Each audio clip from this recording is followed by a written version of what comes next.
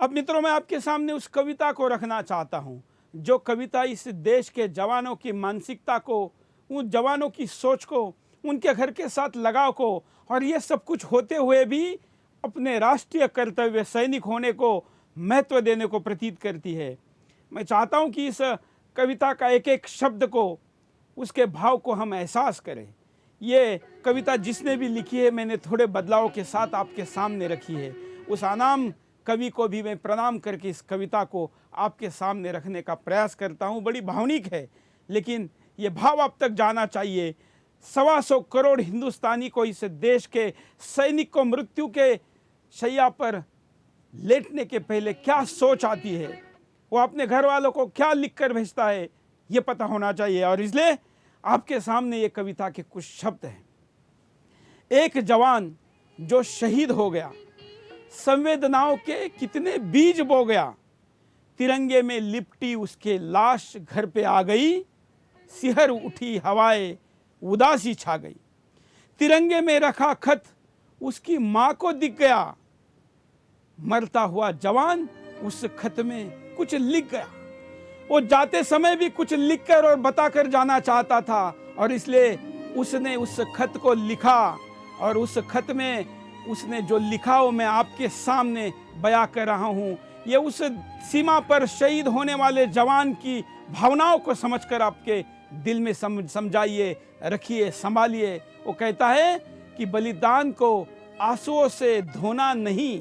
अपनी माँ को कह रहा है कि बलिदान को आंसुओं से धोना नहीं, तुमको कसम है माँ मेरी, रोना नहीं। अपनी माँ को ना रोने के लिए आह्वान कर रहा है। वो चाहता है कि उसकी माँ रोने के बजाय उसके मृत्यु पर आनंद मनाए, उसको उसका गौरव हो, उसको स्वाभिमान हो, और अपने शहीद बेटे के मृत्यु पर रोने के बजाय और बेटों को तैयार करे। और इसलिए ये जवान अपनी माँ को कहता है कि माँ तूने रोना नहीं।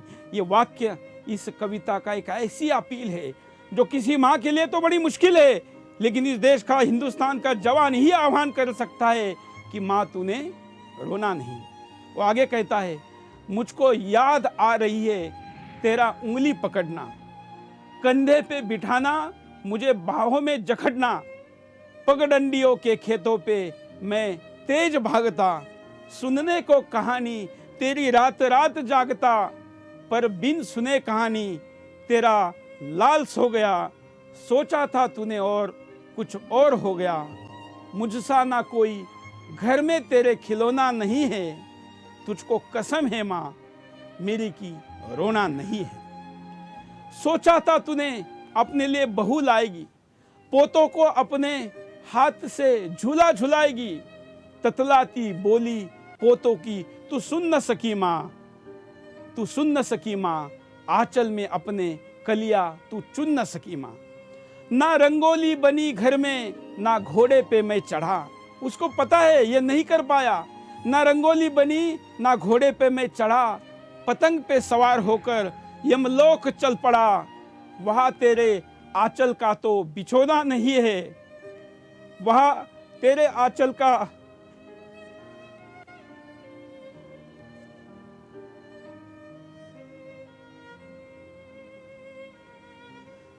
हम उसके भाव को समझ सकते हैं।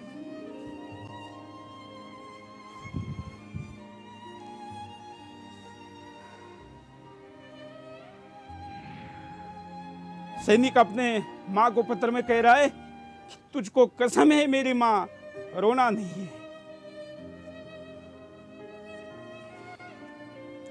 वो माँ को बताता है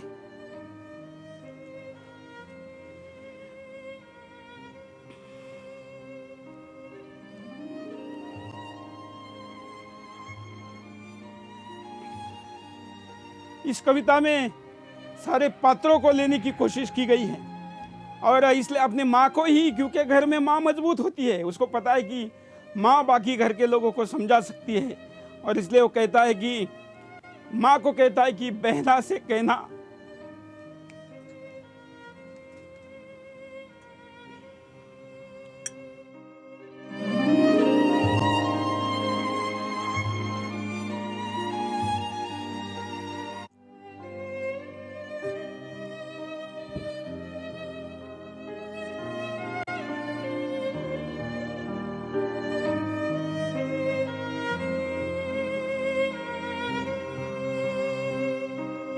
वो अपनी माँ को लिखे खत में कह रहा है कि बहना से कहना राखी पे याद ना करे, किस्मत को ना कोसे, ना कोई फरियाद करे।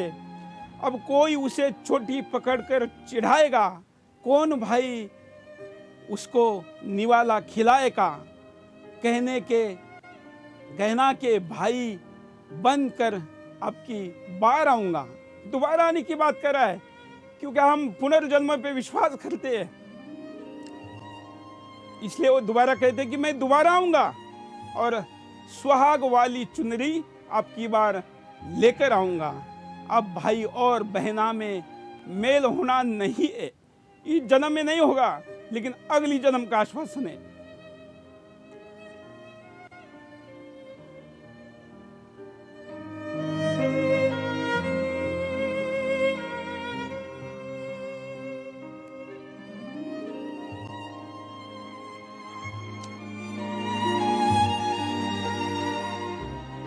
और इसलिए अपनी बहना को कहता है कि बहना अब मेल होना नहीं है, तुमको कसम है मां, रोना नहीं है।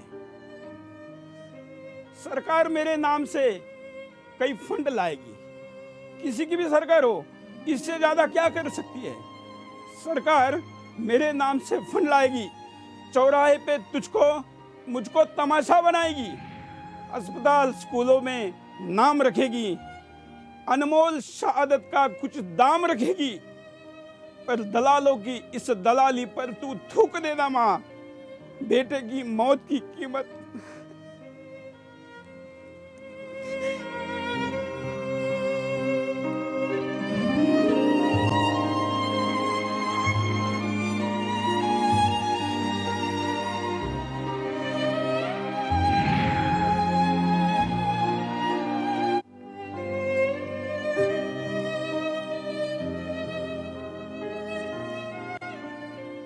देखिए क्या सोच है, यहाँ तो छोटा सा कुछ हो जाए तो सरकार से मुआवजा मांगते हैं। हमारे देश में ऐसे नेता आ गए जो हर बात पर सरकार को कुछ ना कुछ डिमांड करते हैं। इस देश को ऐसी आदत लग गई है कि हर चीज सरकार दे दे, लेकिन ये बेटा मरने के बाद को भी माँ को कहता है कि मेरे नाम से एक कौड़ी भी मत लेना, मेरी मृत्यु की कोई कीमत मत लेना। और इसलिए कहता है कि माँ, मेरी बेटे की मौत की कोई कीमत मत लेना।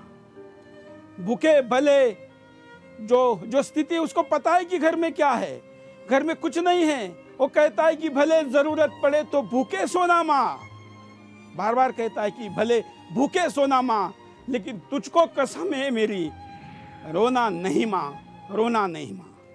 ऐसे हिंदुस्तान के जवान इस देश के लिए बार बार शहादत देते हैं, और उसके इसी कारण हजारों दुश्मन होने के बावजूद, बड़े बड़े देश दुश्मन होने के बावजूद, बड़े बड़े धर्म दुश्मन होने के बावजूद हिंदुस्तान बचा है।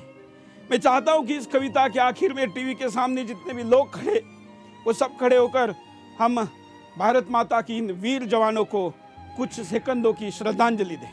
मैं इस टीवी के सामने खड़े सारे दर्शकों को आह्वान करता हूं, हमारे कंट्रोल रूम से लेकर न्यूज रूम में भी जो लोग खड़े हैं, वो सब कुछ सेकंदों की इनके इस वीर गति प्राप्त होने को श्रद्धांजलि देते हैं।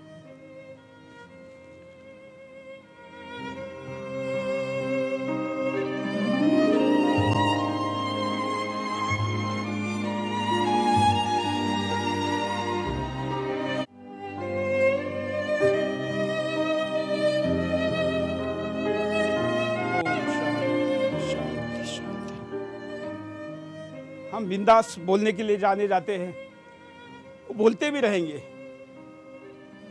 लेकिन ये भावनिक होना भी हर हिंदुस्तानी के लिए जरूरी है। लेकिन हम भावनाओं के आंखों, इस आंसुओं में हमारे कर्तव्य को नहीं बहने देंगे। हम हमारा जो हौसला है, जो हमारा शौर्य है, जो हमारे इस देश के प्रति कर्तव्य है, उसको जरूर पूरा करेंगे। मयंक जी के पास चलते हैं। मयंक जी, तक इस देश के लोग पुनर्जन्म को मानते रहेंगे, तब तक इस देश को कोई नहीं छू पाएगा, क्योंकि पुनर्जन्म को जो मानता है उससे ज़्यादा वीर कोई नहीं होता।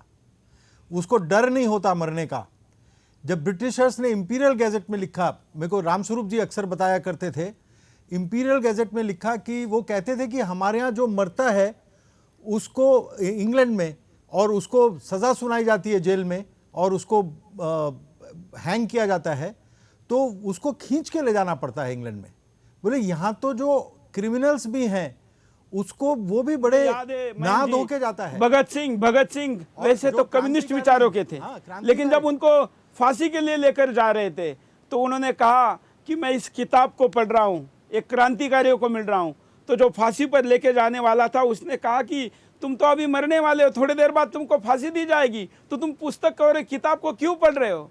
तो उसने कहा कि मेरा धर्म मुझे बार बार जन्म लेने का और इस देश के लिए सेवा करने का मौका देते हैं, अगले जन्म में फिर आऊंगा और भारत माता के लिए फिर मरूंगा, और ये ये लोग हमारी कहते हैं- मान्यता है। और ये लोग कहते हैं वो कम्युनिस्ट थे।